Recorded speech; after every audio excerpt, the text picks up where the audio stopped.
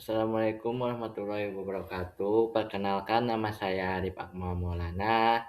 Saya dari kelas MJ 601, eh, Prodi PJJ Manajemen S1 dari Universitas Cyber Asia. Saya di sini akan menjelaskan tentang materi ujian tengah semester etika bisnis yang berjudul Dokter Estetika ungkap daftar skincare yang overclaim hingga ditemukan bahan berbahaya hidroquinone. Nama saya sendiri Arif Akmal Maulana. Kita ke slide selanjutnya. Latar belakang materi. Yang pertama, artikel Liputan 6 membahas beberapa produk skincare yang overclaim. Yang kedua, ada produk yang ditemukan mengandung hidroquinone tanpa izin dan melewati ambang batas aman. Yang ketiga, overclaim membuat konsumen percaya pada manfaat yang tidak realistis. Yang keempat, resiko kerusakan kulit, iritasi, hiperpigmentasi, dan bahaya kesehatan lainnya. Selanjutnya, ada pandangan mengenai praktik overclaim. Saya tidak setuju dengan praktik overclaim. Di antaranya, yang pertama melanggar prinsip kejujuran honesty dan transparansi dalam etika bisnis. Yang kedua, tidak sejalan dengan prinsip tanggung jawab, responsibility, dan non-maleficency, tidak membahayakan konsumen. Yang ketiga, overclaim memanipulasi persepsi, melanggar marketing etis. Yang keempat, menurunkan kepercayaan jangka panjang. Selanjutnya, ada teori prinsip etika yang relevan. Yang pertama, etika deontologis, kewajiban untuk berkata benar dan tidak menipu.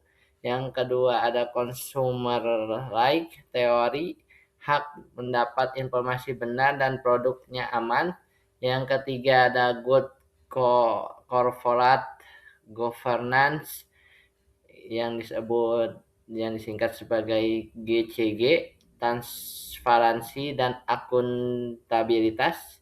Yang keempat, business integrity principle, klaim wajib sesuai bukti ilmiah. Yang selanjutnya saya membahas tentang identifikasi masalah etika bisnis. Masalah yang muncul yang pertama, misleading marketing overclaim. Yang kedua, penggunaan bahan berbahaya tanpa izin melanggar keselamatan konsumen. Yang ketiga, kurangnya transparansi kandungan produk. Yang keempat, mengabaikan uji keamanan sebelum distribusi. Selanjutnya, identifikasi masalah etika bisnis, prinsip etika yang dilanggar. Yang pertama, kejujuran. Yang kedua, keselamatan konsumen, consumer safety.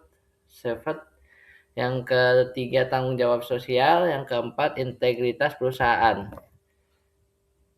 Yang selanjutnya, identifikasi etika bisnis membahas dampak pada konsumen. Yang pertama, iritasi kerusakan kulit, masalah kesehatan. Yang kedua, konsumen salah mengambil keputusan karena informasi tidak benar. Yang ketiga, turunnya kepercayaan pada produk lokal. Selanjutnya, rekomendasi untuk perusahaan, langkah konkretnya. Yang pertama, menghentikan overclaim dan membuat klaim berdasarkan uji klinis. Yang kedua, uji laboratorium lengkap dan dokumentasi keamanan produk. Yang ketiga, transparansi bahan aktif pada label. Yang keempat, audit internal regulasi sebelum perilisan produk. Yang kelima, pendidikan konsumen, menjelaskan manfaat dan risiko secara jujur.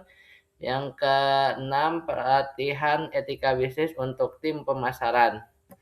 Selanjutnya, dampak rekomendasi untuk perusahaan membahas dampak perbaikan. Yang pertama meningkatkan akuntabilitas, yang kedua menjamin keselamatan produk, yang ketiga membangun kepercayaan jangka panjang. Selanjutnya saya akan membahas regulasi pemerintah yang relevan. Regulasi utama Indonesia yang pertama Peraturan BPOM nomor 23 tahun 2019 tentang pedoman klaim produk kosmetik. Yang kedua Peraturan BPOM nomor 12 tahun 2019 tentang bahan kosmetik. Yang ketiga Peraturan Menteri Kesehatan tentang standar keamanan kosmetik. Yang keempat kewajiban notifikasi BPOM sebelum produk dijual. Selanjutnya, regulasi pemerintahan yang relevan, saya akan menjelaskan tentang cara mematuhi regulasi tersebut. Yang pertama, melakukan pengujian keamanan, stabilitas, iritasi, toksikologi. Yang kedua, menggunakan bahan sesuai daftar positif atau negatif BPOM. Yang ketiga, mendaftarkan notifikasi BPOM dengan dokumen yang lengkap. Yang keempat, mengikuti batas maksimal kandungan bahan aktif. Yang kelima, menyediakan label jujur dan lengkap.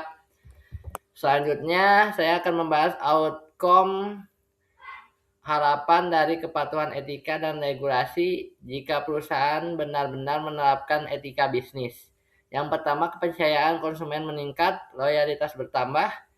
Yang kedua, reputasi perusahaan membaik dan lebih kompetitif. Yang ketiga, resiko hukum berkurang, tidak melanggar BPOM. Yang keempat, produk lebih aman dan berdampak positif bagi kesehatan masyarakat. Yang kelima, terbentuk industri skincare yang sehat, transparan, dan profesional. Sekian dari saya. Terima kasih. Apabila ada kesalahan atau pengucapan, harap diwajari. Semoga materinya sangat bermanfaat. Wabillahi taufiq wal hidayah. Wassalamualaikum warahmatullahi wabarakatuh.